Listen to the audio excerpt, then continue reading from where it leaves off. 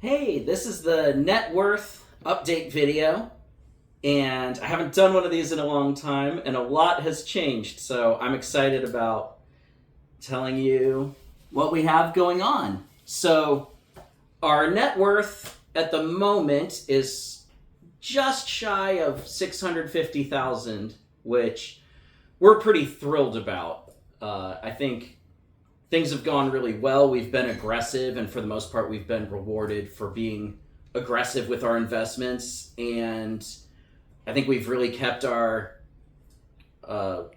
living cost low. We seem to continue to innovate and find new ways to keep the cost down. And yeah, so we're just thrilled. I've had a lot of health problems in the last 5 years, but financially, I feel like we've really crushed it.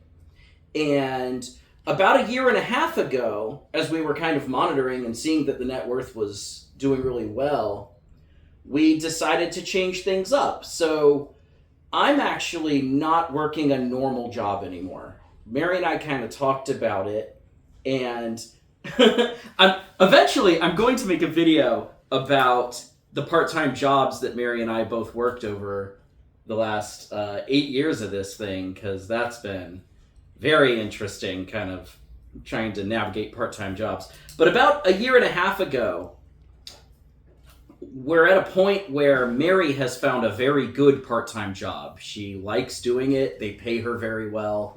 And I was continuing to kind of struggle. The tutoring and delivery driving I wasn't really working. I wasn't finding anything where I was enjoying it and they were treating me well and paying me fairly. So a year and a half ago, I kind of had an idea that maybe we can be semi-retired, if that's a thing. So the way that I kind of see it is I'm a house butler. So I was like, all right, you know what, Mary, you have a good job where you're good at being the breadwinner and kind of earning more per hour, because I wasn't able to find a job that would earn the same hourly as her anymore. And I said, well, how about if I just do like 90% of the house chores and you earn 90% of the money, and we can kind of specialize a little bit. And thankfully, she agreed to give something like that a test run, and we haven't really looked back since. It's been a really cool arrangement. So I kind of call it semi-retired, I guess. But it's funny, if I sign up for like a bank account or something, I have to put in the checkbox that I'm retired. Like, I don't have any I don't really have normal income from doing labor anymore. But yeah, it's been a pretty cool arrangement. And we've been running that way for about 1.5 years. And I think the coolest thing about it is every once in a while I'll do a check-in with Mary. And I'll say, hey, I feel bad. Monday through Friday, you have to go do a job. She works from like 9 to 1, Monday through Friday. So she's working 20 hours a week. And I'll say, I feel kind of bad about that. Like, I have a much freer schedule than you. And she says, yeah, well, I feel super lazy when I'm just sitting here clicking stuff on a computer and you're doing all of our laundry and all of our dishes and all the cleaning. So it's funny. It's this perfect arrangement where I feel guilty sometimes that I'm not working hard enough, and she feels guilty that she's not working hard enough. So I guess we're both really happy with things. But yeah, so we hit a point in our net worth where it doesn't feel like we need to earn as much to get to the finish line at this point. So we're now a one-income household. And as far as the final finish line where we get to full FI and what that number looks like, I don't super know. But if I had to throw a number out there, I feel like once our net worth hits like 1 million, we're probably going to transition again and think about having Mary step away from working a steady type of job. So anyway, let me give you all the numbers with the breakdown of where everything is, and I'm going to throw all this on the screen for you. I haven't edited it yet, but I just have it written here for my reference. So the breakdown of where all that 650K is. Right now, we have a cash position or cash equivalents of about 35,000. the way that normally looks is we have about 5,000 in our checking, and the other 30,000 is either also in the checking account or it's out earning like checking and savings promotions. That's something that I do as a hobby. We currently keep all of our cash equivalent money when it's not busy helping me earn checking and savings promotions. I keep it in Fidelity's cash management account. So the money, and by the way, I gotta say, I freaking love Fidelity's cash management account. Let me tell you some of the stuff it does really fast. It gives you ATM reimbursements. We get free wire transfers. It pays like about 4% interest, but it can still function as a checking account, so I can still write checks for stuff. I can still do transfers. It's just been a really, really good fit. So that's where we park the money for our cash stuff to make sure that we're still getting like a 3 or 4% return on it. Most of our money is in our pre-tax accounts. We've got about $205,000 in our traditional IRAs. So I know that's a lot. We intentionally kind of stuffed a lot into those pre-tax accounts when we were working full-time to really try to keep the taxes down.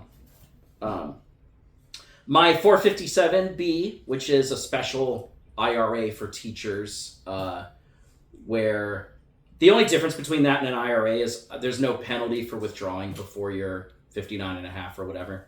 So in my 457 account, I've got 65,000.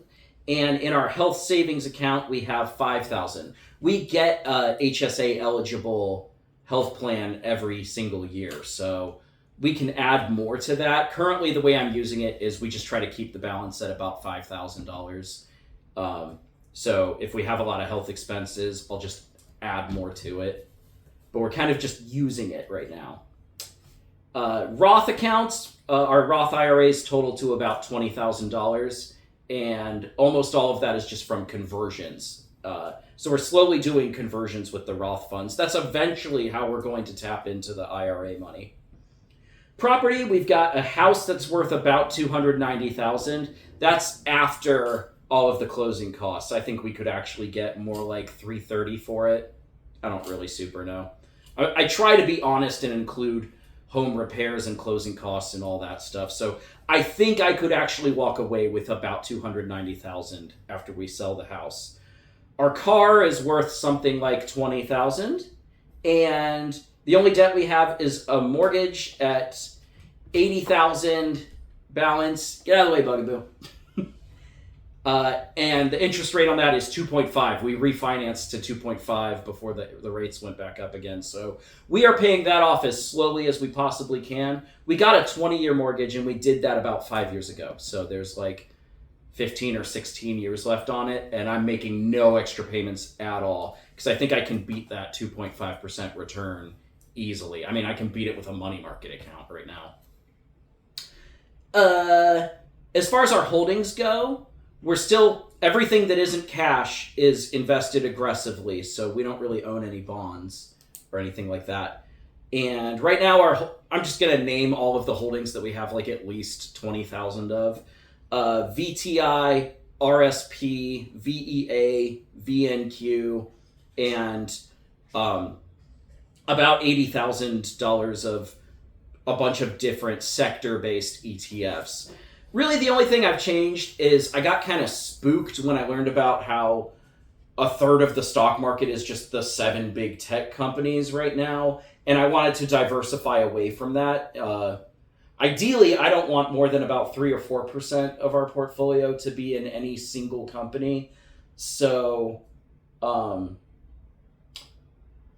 we've tried to make some moves on that without screwing up our tax optimization stuff. Oh, by the way, I should also mention we've been slowly harvesting capital gains. Oh, did I forget? I didn't include my taxable account. Let me rewind for a second. My taxable account at Fidelity is about $80,000. That should make everything add up to about $650. But anyway, for our holdings, we're trying to diversify as much as we can.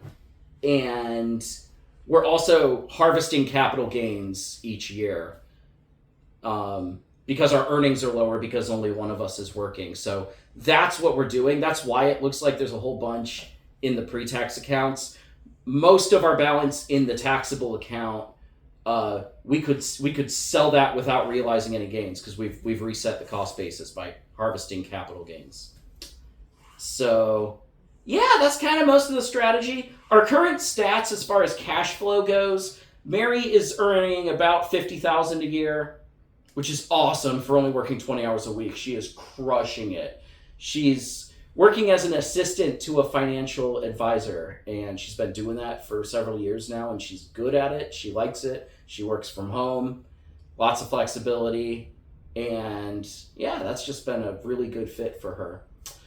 Me, I'm a butler. I do almost all the chores here, and I also open checking and savings accounts that are offering promotions. I've been doing that hobby for a long time, and credit cards too. And I would say in total, I probably bring in about $10,000 a year doing that.